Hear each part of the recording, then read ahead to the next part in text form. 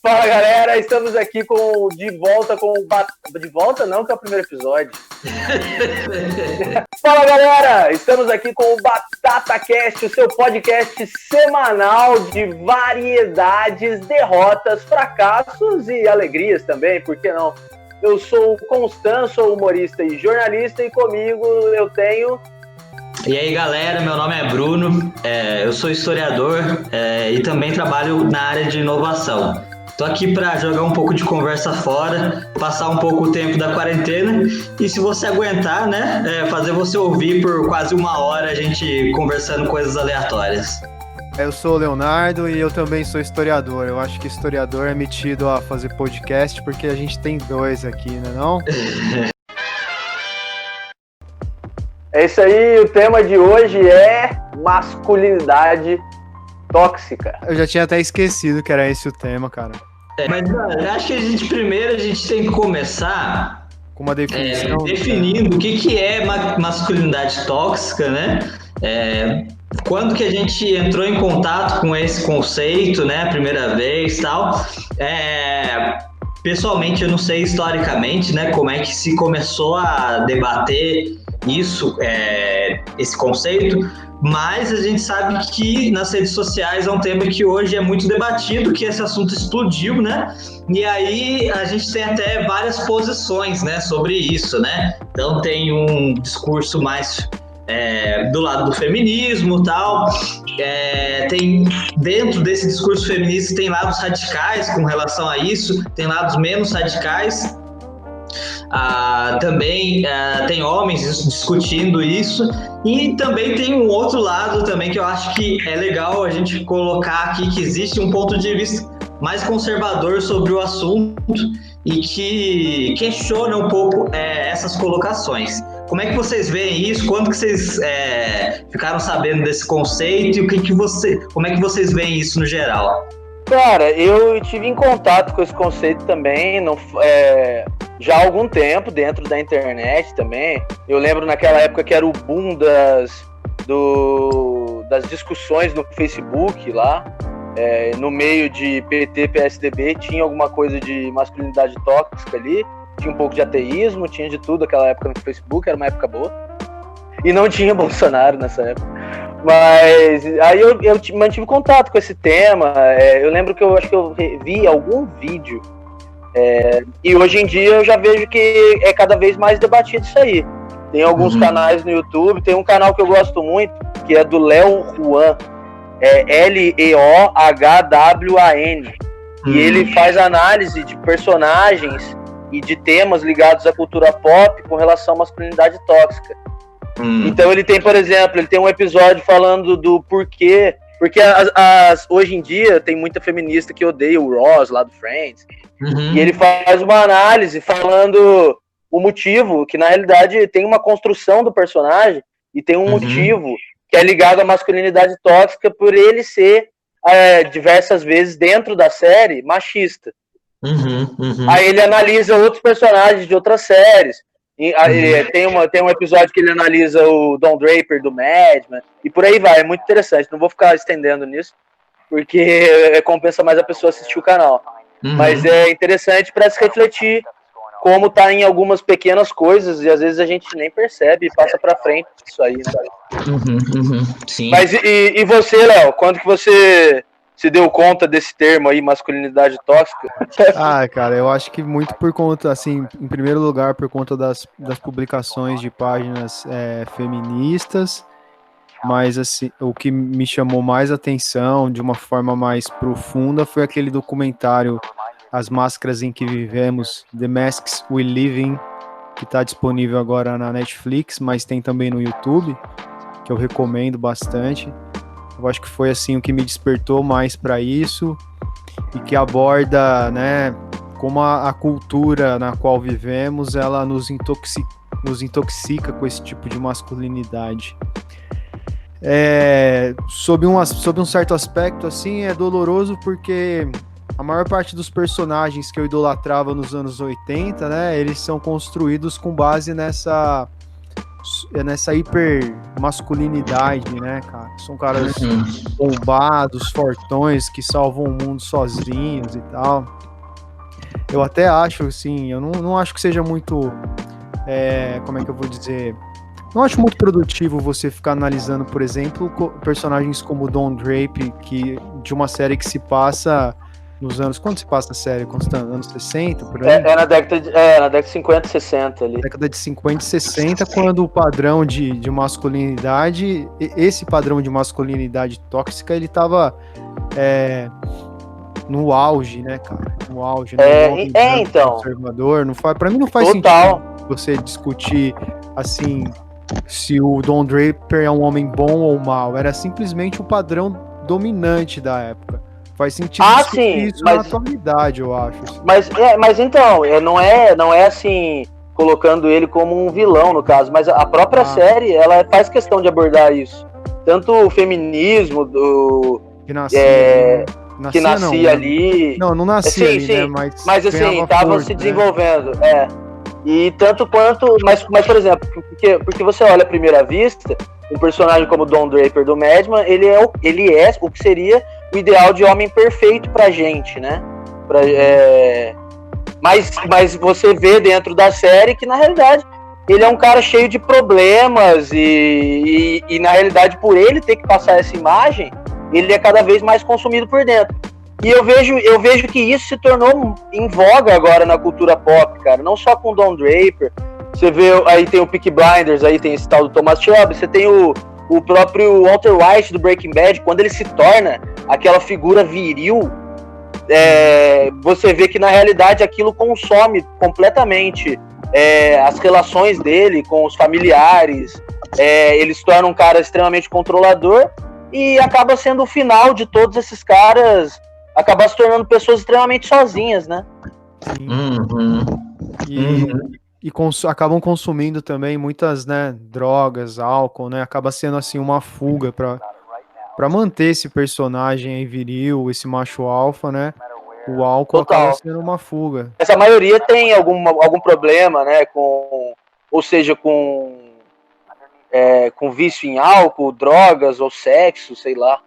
E a gente experimenta isso muito cedo, cada vez mais cedo, né? A gente que é hominho, né, mano? Assim, cara.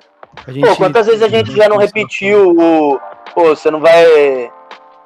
a dificuldade que é de um amigo não estar bebendo em um rolê, tá ligado?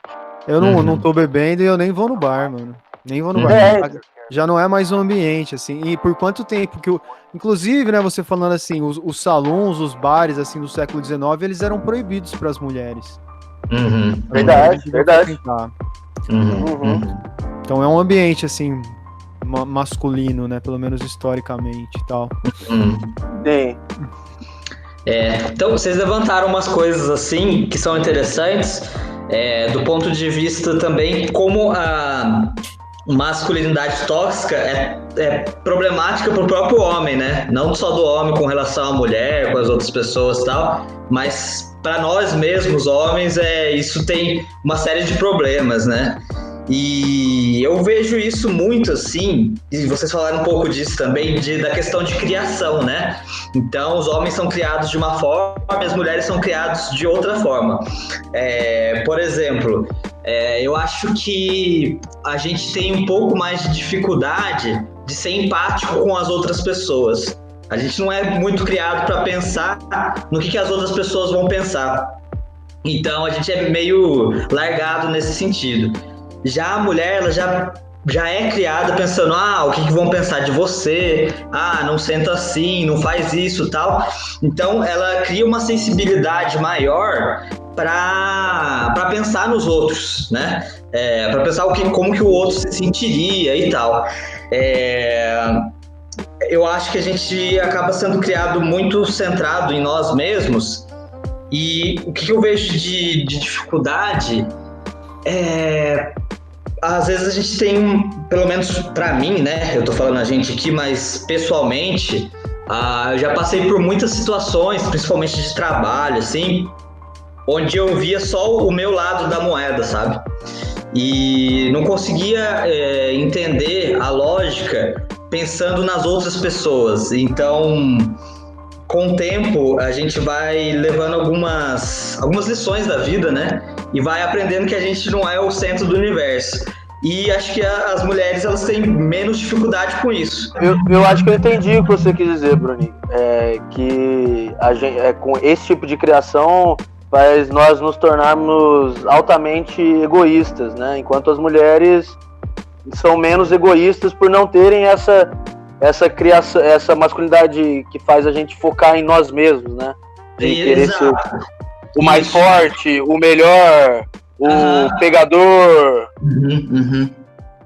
Isso, mas tanto que a gente tem uma dificuldade profunda, que é uma dificuldade que eu não vejo não vejo na real, quando no nosso grupo de amigos, entre nós três, no caso, mas que eu vejo com muitos amigos, assim, amigos muito mais próximos, até que são amigos desde a infância, mas que tem dificuldade de elogiar, tá ligado? Não tem. Pô, eu tenho um amigo meu que tá comigo desde que eu sou criança, sei lá, e tá comigo quase todo fim de semana, e que já me ajudou em momentos que eu precisei, mas que não tem a coragem, assim, né, pra elogiar algo que eu faço, tá ligado? Mas que é um comportamento um pouco competitivo, talvez? Eu acho total. E aí, cara, ao longo quando você tem relacionamento com amigos, a gente releva muita coisa, né, cara? Você tem um comportamento mais despojado, você fala o que pensa, tal, você discorda com facilidade. Mas quando você entra em ambientes de trabalho, isso torna um pouco complicado você ser muito autocentrado. E isso eu falo por mim, né? Então, no começo da minha carreira, né, eu tinha uma mentalidade que aquilo que eu pensava era o certo. Então, a única coisa que eu tinha que fazer era mostrar para as pessoas que o que eu tô pensando aqui tá certo, né? E vai todo mundo concordar com isso, e porque eu tenho razão, né? Eu penso, tal, pá. E aí eu esqueço de pensar que tem outras pessoas que discordam de mim, né? Tem um problema e que sim, eu posso até ter razão, pode ser até logicamente viável o que eu tô dizendo, mas não necessariamente isso vai ser abarcado por um grupo numa experiência de trabalho, por exemplo. Então, ao longo do tempo, você vai aprendendo, né, a ter que relativizar isso, né, a entender que você não pode tudo, né, que tem outras pessoas também, que existe discordância, que você tem que ouvir crítica, e isso eu acho que é uma parte tóxica que a gente tem contra a gente, mesmo que a gente não aprende a lidar com isso desde muito cedo. A gente vai... Ou não aprende nunca, né? Então tem gente que assume essa postura mesmo, eu falo o que eu penso, se for dos outros, não sei o quê, e até potencializa isso, né, em oposição ao resto das pessoas. Cara, assim, eu não sei se, agora voltando assim pra questão assim, mais da infância, não sei se vocês se lembram de algum problema assim, mais assim, precoce, mas eu entendo o que você tá falando, mas só tô fazendo uma regressão aqui, assim. E aí, por exemplo, eu não sei vocês, eu nunca fui um cara ligado a carros. Eu nunca colecionei carrinho quando eu era criança, tá ligado? Eu colecionava, a gente chamava, hoje é action figure, a gente chama de hominho, né? Porque eu sempre gostei de super-heróis, sempre fui aquele moleque meio nerd, né? Gostava de história em quadrinhos e tal.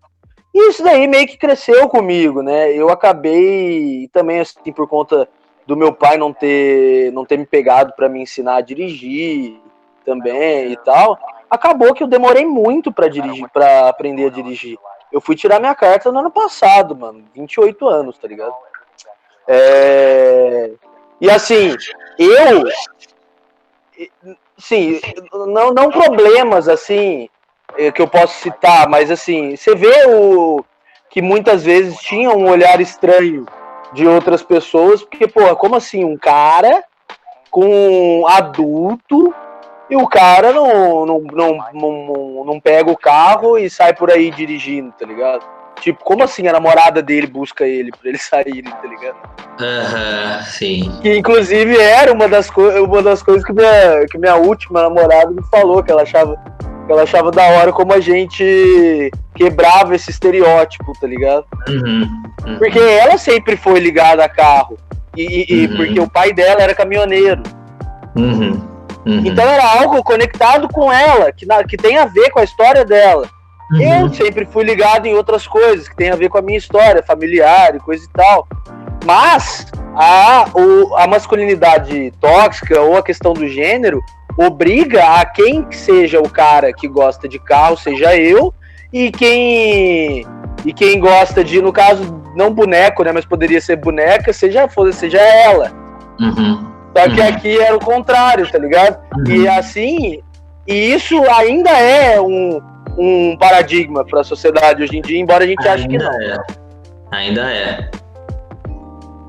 Mas, bom, pensando assim em criação, cara, eu também não era o cara do carrinho, não, tipo, até pirava um pouco e tal, mas um brinquedo que eu gostava muito na época era Lego, era viciado em Lego, até hoje, tipo, se tiver peça de Lego pra montar, eu, tipo, monto na boa.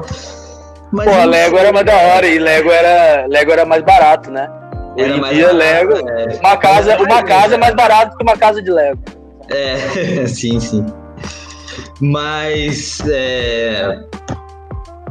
assim, cara, eu demorei pra tirar a carteira de motorista, também eu tenho faz menos de 2 anos e tal, e também a época que eu namorava, era minha namorada que dirigia, tá ligado?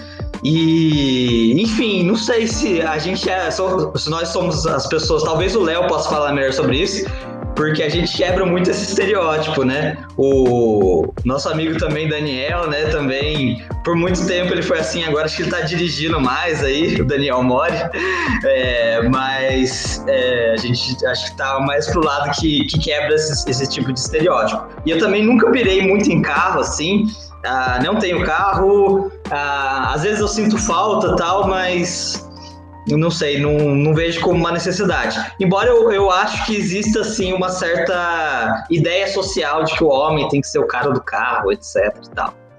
Assim, eu comecei a dirigir mais também, depois que finalmente tirei a carta, mas por muito mais uma questão de necessidade também, tá ligado? Tipo, eu quero de Eu ainda não entendo de carro. Eu não sei marca, não sei nome, tá ligado? Eu conheço o Gol e o Fusca, mano. Não, eu sou assim e eu odeio pessoa que senta numa mesa, assim, pra discutir coisa de carro, tá ligado? Não sei se você já presenciou uma conversa assim, os caras falando, não sei o que, do motor, não sei o que. Eu fico, mano, a pior conversa do universo pra mim. Puta, papo de arrombado, mano. Nossa, mano. Papo de arrombado isso aí, velho. Eu odeio, mano, odeio. Mas fala aí, Léo, a sua experiência aí com relação a carros e ser o cara... Você era tipo Vin Diesel, não era? Não, tipo Vin Diesel no Velozes e Furiosos? De forma alguma, cara, de forma alguma. Eu também, assim, nunca fui ligado em carro, nada disso. Acho chato também e acho chato, principalmente quem fica falando que vai trocar de carro, sabe? Tipo, mas assim, não culpo a pessoa, a gente tem que entender que a gente vive na sociedade do automóvel, né, cara? E a virilidade, ela se expressa muito, né? Nos carros possantes, haja vista que a franquia Velozes e Furiosos já tá aí no 8º ou 9º filme, né, mano? Então essa relação... Não, eles estão indo pro 10º, e é uma das piores coisas que eu já vi, mas continua fazendo sucesso. Pois é, então existe realmente, não é à toa que a gente começou a falar de carro aqui, estamos nessa porque envolve bastante, né, cara? Não só o fato de você dirigir, pilotar, mas o fato de você mexer no seu carro com essa onda vintage, hipster aí, o que teve de gente reformando o carro antigo também, né? Deixando a barba crescer, o que também tem a ver com uma masculinidade aí e etc. E se você não tem um carro, você não tem um pinto, né? Tem uma música até do... Peraí que eu vou lembrar o nome. É uma banda do Recife, Mundo Livre S.A., tá ligado? que é todo homem deveria ter um carro. Se não tivesse um carro, não deveria nem ter testículos. Na hora de digitar, se der pra achar essa música... Que absurdo, velho. Muito ele bom. fala assim, todo homem deveria ter um carro, senão não deveria nem ter testículos, tá ligado? Pode crer. Claro que ele fala isso, o Calhambeque do Roberto Carlos, né? Nossa, o Calhambeque... Ele era mais bonito porque ele andava com o Calhambeque. Exatamente. E quantas pegadinhas que não tem no Facebook dos caras que ficam do lado de um carrão, aí a mina chega e, sabe, ainda trabalhando com esse negócio de que a mulher é interesseira e tal. Então, ridículo, se a gente for falar de automóvel, né, mano, a gente vai... porque é um bem de consumo que seduz mesmo, né? Seduz. E apesar de nunca ter ligado, eu acho que vai muito também do poder aquisitivo da minha família e de eu saber, assim, que ia demorar muito pra eu conseguir comprar um carro. Meu primeiro carro, ele era velho, barato e financiado. Quando eu vendi ele, foi um dos dias mais felizes da minha vida, porque eu me livrei de uma bomba, tá ligado? Então, assim, as minhas experiências com automóveis foram bem traumáticas. Com relação à minha infância, eu sempre mudei muito de casa e de cidade, então eu sempre era o cara novo da turma, sabe? Quando você é o cara novo, você sempre tem muita coisa pra provar, isso pra mim sempre foi bastante difícil, porque eu nunca me enquadrei nesse padrão aí de atleta. Porque quando você é jovem, né, existem dois tipos, pelo menos era assim nos anos 80 e 90, o atleta e o nerd. Eu tava mais pro grupo do nerd. Eu era gordinho e tudo mais. Então um refúgio que eu encontrei foi fazer parte do grupo dos muito loucos, sabe? Então pra mim, esse lance de álcool começou muito cedo, tá ligado? Pra mim esse foi o meu refúgio, essa foi a minha forma de demonstrar a minha masculinidade, entendeu? Comigo tem muito relação com isso também, tá ligado? Eu era vesgo na escola, tal, então a galera me zoava, tal. Então foi também uma válvula de escape ser o loucão, tá ligado? Era uma forma de eu me destacar ali do grupo ali, era ser o mais louco e tal. Pois é, cara, eu também, assim, então eu chegava, era uma forma de fazer amizade, de encontrar o meu grupo, o meu lugar, de me sentir seguro, sabe? De me sentir seguro. Foi uma fonte de segurança. E até hoje, né, cara, até hoje, assim, quando eu chego em algum lugar, agora eu parei de beber, já faz algum tempo, e é extremamente difícil, inclusive nos locais de trabalho, porque sempre tem aquela questão do happy hour e tal, você não bebe e tal... Mas acho que a gente pode falar disso num outro programa. Né? A questão de você ter a necessidade de beber, que primeiro se cria uma ideia de que você precisa beber para chegar nas meninas. E chegar nas meninas já é um compromisso do homem. Hoje em dia eu acho que isso daí tá mudando bem aos poucos, muito aos poucos, né? Graças a Deus, né? Porque graças a Deus que eu sou péssimo pra chavecar. Péssimo também. Sim. E isso daí já é uma coisa que você coloca no ombro do cara, que ele precisa chegar nas meninas, então ele bebe pra se soltar. Segundo, que ele bebe pra provar que ele é tão homem ou mais homem que os outros, né? Sim, e por aí vai, né? E entra nesse ciclo vicioso aí, mano. Isso que você falou é verdade, quem bebe mais é mais homem. Isso já é uma ideia também antiga, cara. Bastante antiga essa ideia. Então, e a galera mais nova, meu? Como é que será que é isso pra elas hoje, né, cara? Isso é uma coisa que eu não sei. Ô, Bruninho, eu acho que essa é uma questão antiga já, cara. Essa relação entre masculinidade e álcool, sabe? Isso já tá presente, assim, no século XIX. Você pode ver isso nos filmes de Velho Oeste, entendeu? Então, como é uma questão cultural bastante antiga, eu acho que isso não acabou, assim, nos últimos 10 anos. Eu acho que isso permanece, tá ligado? Cara, eu não sei. Eu tenho um irmão mais novo, né? Eu creio que muita coisa continua igual. É que depende do nicho também, né? Do grupo que andam e tal. Mas em alguns sentidos eu percebo que talvez essa geração seja um pouco mais sensível, ou pelo menos tenha mais coragem de expressar sentimentos em alguns quesitos do que a nossa tinha, tá ligado? Porque a nossa era nos 90, né, cara? Era o quê? Era bunda, 10 horas da manhã na televisão, tá ligado? Era o Tchan, a Carla Pérez. Era Van Damme, mano, tá ligado? Mano, quem reclama do boom dos filmes de super-herói hoje em dia, mano? O que era o boom na nossa época? Era Van Damme, Stallone, Schwarzenegger, tá ligado? Era isso, era... Só clássico. Não, você tem alguns clássicos, por exemplo, você vai pegar o Stallone, você tem Rock, o Schwarzenegger, você tem Exterminador, mas os clássicos do Rock são dos anos... final dos 80. anos 70 e 80, né? Mas assim, mas se você pegar a maioria, era um monte de filme genérico. Chorume, do cara bombado, o branco bombado, batendo em todo mundo. E, mano, e aí a gente pode ir mais antigo ainda, que a gente pode ir no James Bond, mano. Nossa, eu queria ser o James Bond. Falava tem não, velho. Ter direito de matar ali, ser liberado pra matar, saber dançar, fazer várias coisas, sair com várias mulheres. Ele é o símbolo do homem perfeito ali. Na cultura pop eles chamam de ladies man, que é algo que fazia sucesso, cara, muito entre os anos 40 e 50 no cinema. Depois ele entrou em queda ali pros anos 60, anos 70. Nos anos 60 ele entrou em queda, porque daí eles começaram a ver esse lado que a gente tá vendo hoje em dia. Eles começaram a tratar o Ladies Man como um cara que também tinha problemas. Por ser esse Ladies Man. Que ele acabava sendo um cara solitário, um cara que tinha problema com álcool. Só que daí chegou o James Bond. E o James Bond trouxe à moda de novo esse personagem do Ladies Man aí, tá ligado?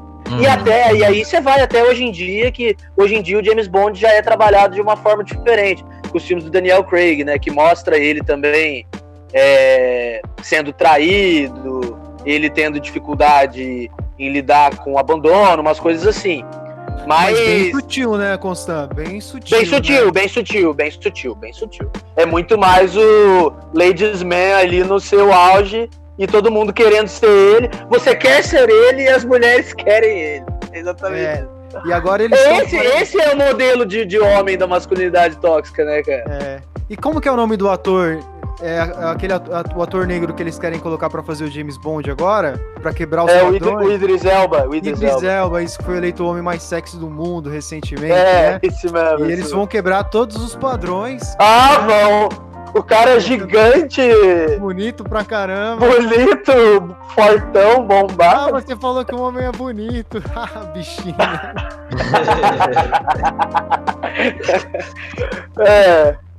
Pois cara. E você falou do cinema, eu lembrei também, cara, assim, de uns clássicos, o Faroeste Spaghetti dos anos 60, com o Clint Eastwood. Clint Eastwood, mano, é verdade. Sensacional, né? A trilogia do dólar, assim, com aquela música característica. Eu não sei fazer aqui agora, acho que eu tô fazendo uma música do Papaléguas, acho. Tá ligado qual que é, né? Tô ligado. Porra, aquilo eu assisti recentemente, aí ano passado, assim, porque é tão icônico aquilo, cara. A imagem do Clint Eastwood com aquela barba cerrada, sabe? Aquele cigarro no canto da boca, assim. Sim. E aí já é uma outra masculinidade também, que já é aquele cara meio sujo, bruto, que não tá nem aí pra nada, sabe? Mas também tem essa questão da solidão, cara, que você vê que tá em tudo. Que ele é um cara extremamente sozinho. Verdade, cara. É um cara que tá sempre sozinho. Ele não tem nome, é o No Man's Name. Ele não tem nome, cara. Tipo, se ninguém sabe o nome dele é porque ele tá sempre sozinho mesmo. Ele é o lobo solitário. O lobo solitário. Que também é um personagem também que vem aí, né? Tem o Wolverine. Hoje em dia ele é esse personagem. É verdade. Tanto é que foi muito louco o filme do Wolverine, porque colocaram ele com uma menina, né? Com, assim, algo totalmente antagônico a ele, né? Não tão antagônico, então. Porque ela também era uma ferinha, né? Mas assim, sim. Tipo, né? Uma adolescente e tal. Mas cara, é louco como a gente vê esse estereótipo do homem perfeito, ele sendo desconstruído e construído novamente, né? E como a gente ainda admira, né? Por mais que a gente reconheça o sofrimento que isso causa, né? A gente admira, a gente se empolga falando desses símbolos e desses ícones, né, cara? É verdade. E aí a gente vai fazer um preenchimento facial pra ficar com o queixo quadrado, os caras usando minoxidil pra crescer barba, né? Ficar com a cara igual do Buzz Lightyear, tá ligado? Tá ligado? porra, o que tem de masculino nisso? Tipo, ou seja, não é Sim. o que é, mas sim o que parece, né? A gente vive num mundo de cada vez mais de aparências. Mas que também dá um bom programa. Mas voltando, eu queria falar um pouco sobre aquela questão que a gente entrou, aquela questão da amizade, cara. Eu queria que vocês falassem a experiência. Eu falei um pouco da minha, queria que vocês falassem da experiência de vocês, assim, de se relacionar com outras pessoas e de vocês ou deles, de como vocês veem essa questão da masculinidade tóxica interferindo nisso. Tem amigo meu muito próximo que não tem coragem de fazer um elogio, tá ligado? Inicialmente, né, o meu grupo de amigos é uma geração anterior, né, do Constant. E assim, foi a questão, tipo, que a gente conversou, tipo, de abuso de álcool, essas coisas. Basicamente era o grupo que estimulava isso, sabe? Não só tinha essa necessidade pessoal de ter uma válvula de escape e tal, mas basicamente era um grupo que se unia para encher a cara, para sair.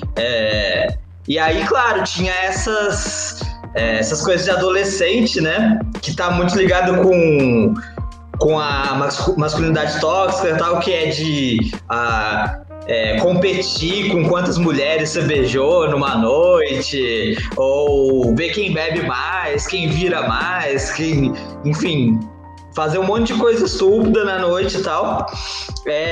Enfim, porque talvez dê algum tipo de validação, né? Por cara se sinta mais homem por conta disso e tal. E basicamente, assim, as referências que eu tenho de início de amizade é assim.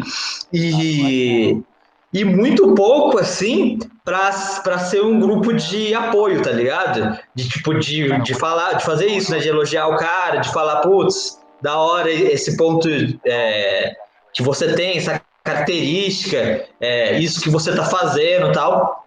Exceto, né, em situações que tá todo mundo muito bêbado, assim, você é foda pra caralho, não sei o quê. Mas, tirando isso, também eu tenho essa mesma impressão no meu grupo de amigos em geral. Pô, eu me desfiz, assim, de grupos de amigos. Eu tenho amigos, tá ligado? Pode crer. Eu mantenho contato, assim. Porque eu acho que sempre quando a gente coloca muito homem junto, dá bosta. Não sai uma coisa muito boa, né? Não sei se vocês já repararam, a gente sempre acaba fazendo idiotice. E o meu grupo de amigos, inclusive o grupo de amigos de vocês é um dos meus grupos de amigos, a maior parte deles mantém vou esperar o cachorro parar de latir. A maior parte dos meus grupos de amigos mantém também essa relação pouco saudável com a bebida, né, cara? Desde o início lá, desde a minha adolescência. Então, assim, eu me afastei bastante deles e mantive amizade com alguns com quem eu senti essa conexão, sabe? Bastante sincera.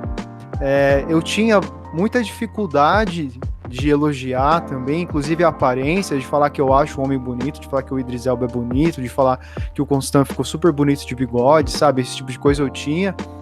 Já não tenho mais. Você também tá bonitão, cara. Obrigado. Mas eu acho que muito disso, assim, eu mudei bastante quando eu me mudei lá pro CRUSP, fui estudar na FEFELESH, que eu comecei a ter muitos amigos homossexuais, do movimento LGBTQ+, e tal, e aí eu fui meio que vendo, assim, o quanto eles se apoiavam e falei, pô, isso é muito bacana. Como a gente perde em não fazer isso, sabe? Em ficar nessa coisa estúpida de estar sempre colocando o outro pra baixo, falando que, sabe, tirando sarro. Eu comecei a achar muito chato, eu comecei a ver que não tem a menor graça ficar tirando sarro o tempo todo dos outros. Faz sentido, cara. Eu saí dos grupos de WhatsApp, só pra concluir, eu saí dos grupos de WhatsApp, porque os grupos de WhatsApp, pra mim, assim, eles estão... O que acontece é isso, é ficar um zoando o outro, um tirando sarro do outro, falando da mãe, da irmã, tá ligado?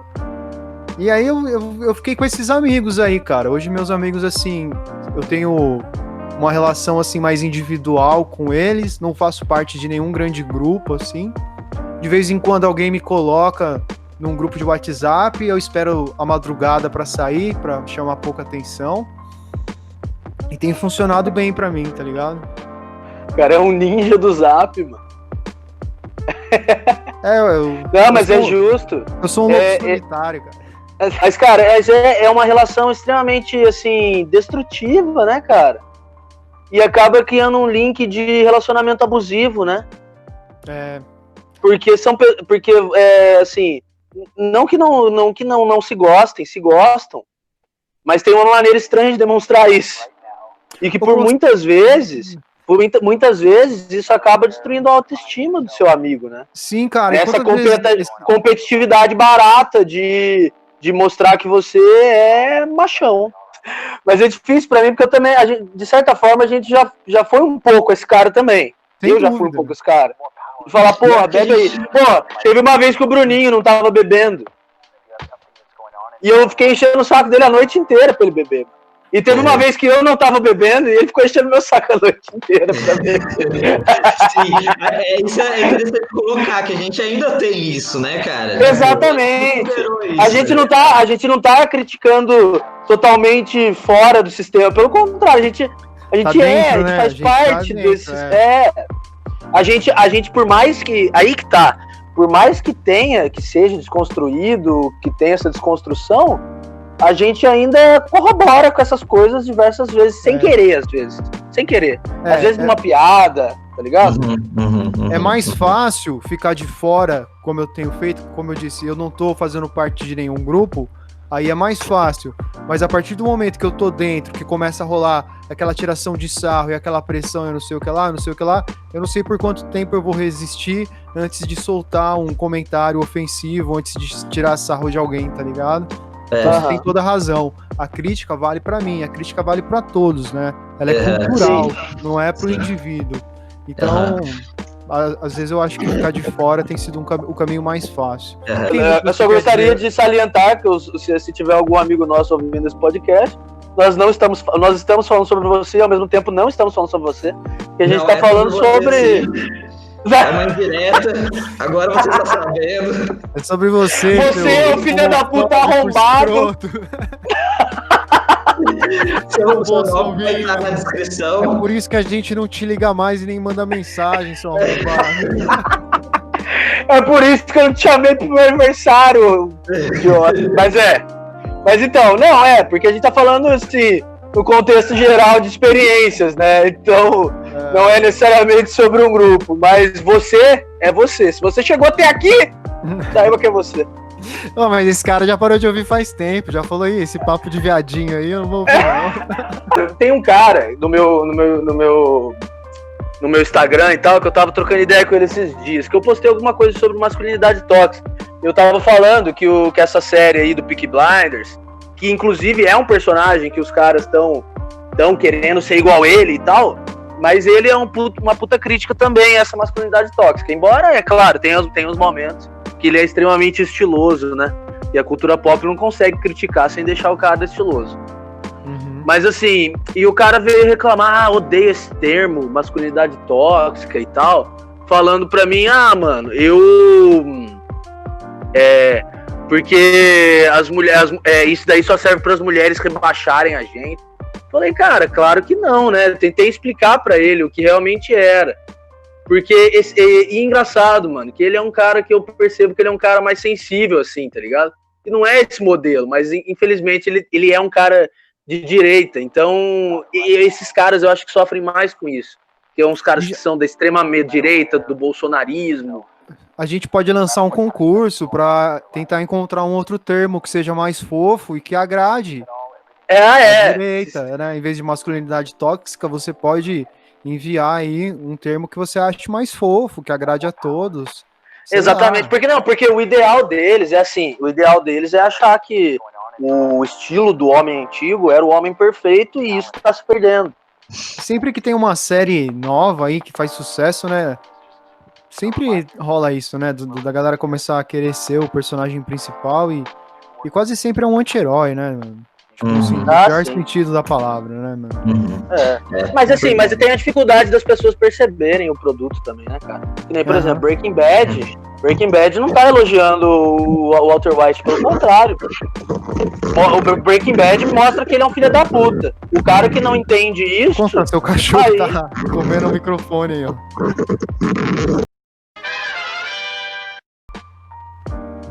Mas é isso, é as pessoas que não entendem o produto mesmo, né? Mas voltando, eu queria voltar àquela questão do homem antigo. Não sei se vocês têm experiências assim também, de falar de avós, de bisavós, alguma coisa assim, tá ligado? Porque eles tentam, assim, falar que esse homem dos anos 50, 60 era o estilo do homem perfeito, mas, mano, eram homens que tinham problema de alcoolismo exageradíssimo, homens que batiam nas mulheres, homens que batiam nos filhos. Era esse tipo de homem. Pode falar. Eu acho que as pessoas, quando elas reclamam, achando que o conceito de masculinidade tóxica podia oprimir a masculinidade, alguma coisa, acho que as pessoas têm um pouco de dificuldade, né, de ver que isso é prejudicial pro próprio homem, né, cara, que não é só uma questão de disputa de gênero, algo nesse sentido, que eu acho que é o que é a tônica dos conservadores, né, que eles acham. Sim. Mas o Bruninho... por isso que eu acho que o feminismo, ele é importante nessa parte aí, porque, cara, eu me sinto muito mais tranquilo com o crescimento do feminismo, porque tira muita obrigação do meu ombro, tá ligado? Eu não preciso, e isso é bom, me deixa mais tranquilo, tá ligado? Se eu não tenho necessidade de ser o cara que toma atitude, porque você precisa, né, ser o cara que toma atitude, você precisa ser o cara que banca a mulher, né, pelo menos nessa história aí, nessa ideia de homem aí, é o cara que tem o dinheiro, e muitas vezes, ainda mais no atual momento de desemprego, mano, o cara que não consegue ser o provedor, o cara se suicida, mano, porque ele acha que ele não é o homem que ele deveria ser, tá ligado? Quando a culpa não é dele, e quando ele não precisa ser o provedor. E tanto que se você for pegar as estatísticas, se eu não me engano, os jovens homens são os que mais se suicidam no mundo hoje em dia, tá ligado? Homens jovens, por essa pressão de ser provedor, essa pressão de ser o que eles não conseguem ser nesse exato momento, então eles se suicidam. A taxa de suicídio entre homens e mulheres é muito maior, porque os caras não conseguem lidar com a questão deles não serem o homem perfeito. Então eles vão lá e enfiam uma bala na cabeça, tá ligado? Mas sobre o que o Bruninho falou, assim, de as pessoas tratarem... Só um minuto. Das pessoas tratarem a questão da masculinidade tóxica como somente se fosse, tipo, uma questão colocada pelo feminismo. Até aqui a gente só falou de coisas que dizem respeito aos homens, cara, do quanto isso prejudica o homem. A gente não focou no quanto isso é prejudicial, por exemplo, às mulheres, porque a gente tá ocupando aqui o nosso lugar de fala, tá ligado? Vamos colocar dessa forma. Então, assim, porra, isso é uma bosta, velho, pro homem. E essas questões que você colocou aí também fazem todo sentido, Constant, tá ligado? Né? É uma bosta, isso, é uma bosta. Cada um tem que ser livre pra fazer o que quiser. A real é que esses papéis de gênero são construções sociais, né? E essas construções sociais, elas limitam, elas trazem muito sofrimento, porque você não pode ter só 2 tipos de papéis para 7 bilhões de pessoas, não é mesmo? A gente tem que ter mais possibilidades aí de papéis para serem desempenhados pelas pessoas. Eu não posso querer que todo mundo se enquadre em 2 papéis, que todo mundo seja o James Bond ou a Barbie, sabe? Nem a hipersexualização da mulher, nem a hiper masculinidade masculinização pro homem, pros jovens, né, cara? Bom, então é isso, galera. Esse foi o seu BatataCast de hoje, sobre masculinidade tóxica, e espero que o nosso papo não tenha sido tóxico. Espero que você aproveite ele bem e que você reflita sobre o que a gente falou. Se a gente falou merda, você pode xingar também nos comentários. Eu nem sei se tem comentário no Spotify, mas liga pra gente. E muito obrigado por vocês terem ouvido. Eu sou o Constant, como eu já disse, humorista e jornalista. Vocês podem me seguir aí no Instagram, @eric.constant, e ver mais algumas outras merdas que eu faço em outras redes sociais. Muito obrigado pela audiência de vocês e até a semana que vem. Bom, se você chegou até aqui, obrigado pela sua atenção. A gente se vê na semana que vem. E se caso alguma coisa te ofendeu, ou de alguma coisa que eu falei seja potencialmente sensível contra alguma pessoa, eu acho que você pode citar esse podcast. Você pode citar esse podcast no Twitter e xingar muito lá. Então, obrigado pela companhia semanal. Espero que você fique em casa e esse papo me deu uma bad.